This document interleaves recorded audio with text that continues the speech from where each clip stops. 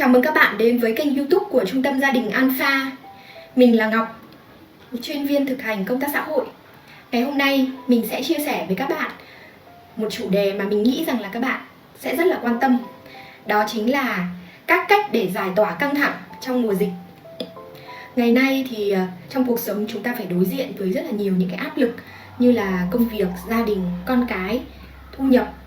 Và đặc biệt là trong mùa dịch bệnh này, chúng ta không thể tránh khỏi những cái lo lắng và sợ hãi. Vậy thì các bạn sẽ hỏi, căng thẳng là gì? Hiểu một cách đơn giản, căng thẳng chính là những cảm xúc hoặc những cái áp lực bị quá tải. Thông thường trong cuộc sống của chúng ta, đôi lúc căng thẳng cũng giúp ích cho chúng ta trong việc là vượt qua các cái deadline hoặc là vượt qua những cái thành tích thi đấu thể thao. Tuy nhiên thì căng thẳng kéo dài sẽ gây hại đối với cơ thể và tinh thần của chúng ta. Khi gặp một cái sự kiện hoặc là một cái tình huống căng thẳng thì não bộ được coi là trung tâm điều khiển lên hệ thần kinh trung ương, và lúc này cơ thể của chúng ta giải phóng ồ ạt các cái hormone stress, đồng thời là làm cho các cái nội tạng của chúng ta hoạt động liên tục. Ví dụ như là tim của chúng ta sẽ đập nhanh hơn, hơi thở trở nên gấp gáp hơn, lượng oxy trong máu của chúng ta giảm đi một cách đáng kể. Và stress kéo dài ấy thì thường khiến cho chúng ta có những cái biểu hiện giống như là đau đầu, mất ngủ, mệt mỏi, mất năng lượng, thậm chí là suy giảm trí nhớ.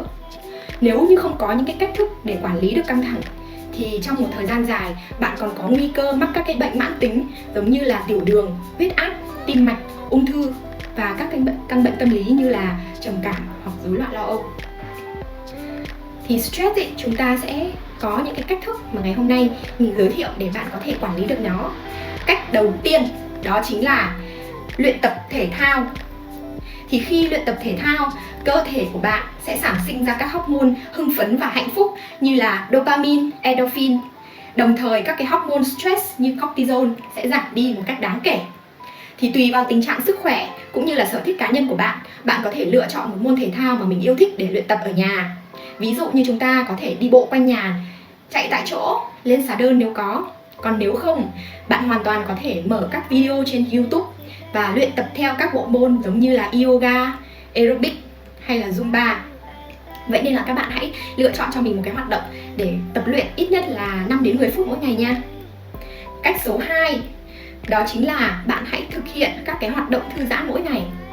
Thì khi ở nhà ấy, bạn có thể có rất là nhiều lựa chọn để thực hiện các cái hoạt động yêu thích của mình. Ví dụ như là vẽ tranh, đọc sách báo, trang trí nhà cửa, trồng cây, nuôi một cái con vật nào đó, lắp ráp mô hình và thậm chí là quay một vlog như thế này. Và bạn cố gắng hãy liệt kê ra khoảng 30 hoạt động.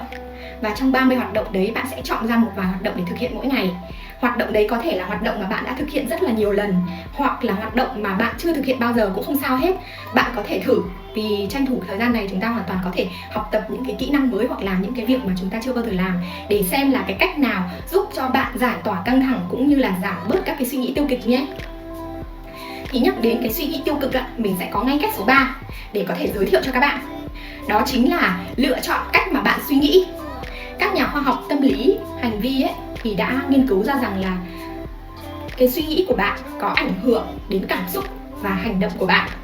Khi mà cùng một vấn đề bạn suy nghĩ nó theo hướng tiêu cực thì cái cảm xúc của bạn cũng sẽ là buồn bã, chán nản hoặc là lo lắng, thậm chí là sợ hãi và oán giận nữa. Thì lúc đó các cái hành động của bạn nó sẽ giống như là bạn muốn trả thù hoặc là bạn muốn làm cho người khác tổn thương. Còn ngược lại, não bộ của chúng ta có một cái khả năng kỳ diệu, nó cho phép chúng ta nghĩ vấn đề theo nhiều chiều và theo cả những cái chiều hướng tích cực hơn. Thì khi mà bạn nghĩ tích cực hơn thì cảm xúc của bạn sẽ dễ chịu hơn và thoải mái hơn. Mình ví dụ như thế này, khi mà bạn ở nhà trong một thời gian rất là dài thì hẳn là bạn sẽ có những cái suy nghĩ như là ôi ở nhà thật là chán, mình không biết làm gì cho hết ngày. Không lẽ mình chỉ có ăn với ngủ thôi, mình không có việc gì làm hết, mình cũng không thể gặp bất cứ ai và mình muốn phát điên lên vì điều này.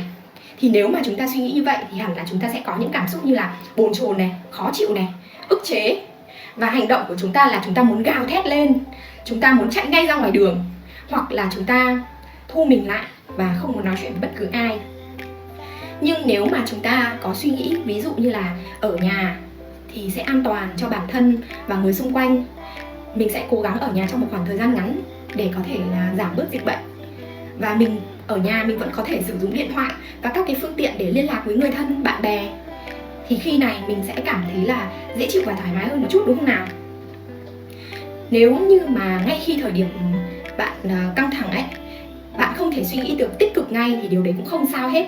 Bạn hãy quay trở lại cái điều số 2 và cố gắng thực hiện 1 đến 2 hoạt động mà bạn cảm thấy thoải mái trước khi mà bạn quay trở lại cái vấn đề mà bạn cần phải xử lý.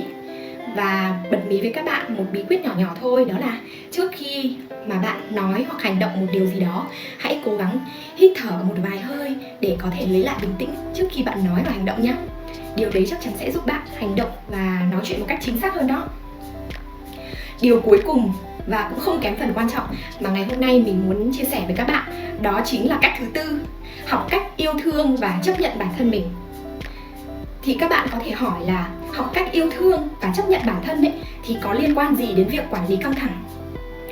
Thì thông thường trong các cái tình huống căng thẳng thì chúng ta có cái xu hướng là hành động theo cái hướng để bảo vệ bản thân và theo cái hướng bản năng sinh tồn. Ví dụ như là chúng ta sẽ chiến đấu lại, hoặc bỏ chạy, hoặc ngất đi, thậm chí là chúng ta không thể phản ứng được cái gì. Và đôi khi mà nghĩ lại ấy, thì chúng ta sẽ thấy là ôi, tại sao thời điểm đấy mình lại cư xử tệ vậy? Tại sao lúc đấy mình lại kém cỏi như thế? Tại sao lúc đấy mình lại không phản ứng được gì? Và trách móc bản thân mình. Thì cái suy nghĩ này kéo dài ấy, sẽ không có lợi cho sức khỏe của bạn. Thay vì trách móc bản thân mình, bạn hãy học cách chấp nhận rằng bản thân bạn sinh ra đã là một cá thể độc đáo duy nhất. Bạn sẽ không giống với bất cứ ai và bạn không hoàn hảo. Những cảm xúc khó chịu ấy sẽ đến với bạn rồi sẽ đi. Và bạn đã cố gắng trong cái tình huống đó. Thì bằng việc suy nghĩ như vậy, nó sẽ giúp cho bạn cảm thấy không oán trách bản thân mình nữa. Thì chấp nhận bản thân ấy chính là việc mà bạn trân trọng và chấp nhận những cái gì thuộc về bạn, dù đó là ưu điểm hay nhược điểm. Thì khi mà chấp nhận bản thân thì bạn sẽ có khả năng trân trọng những cái giá trị từ bên trong mình và có khả năng thấu cảm với chính mình, và thậm chí là có thể thấu hiểu hơn đối với những cái hành động của người khác. Thì ngày hôm nay mình đã chia sẻ với các bạn 4 cách để giảm tải căng thẳng khi ở nhà. Hy vọng rằng những cái thông tin này rất hữu ích với bạn.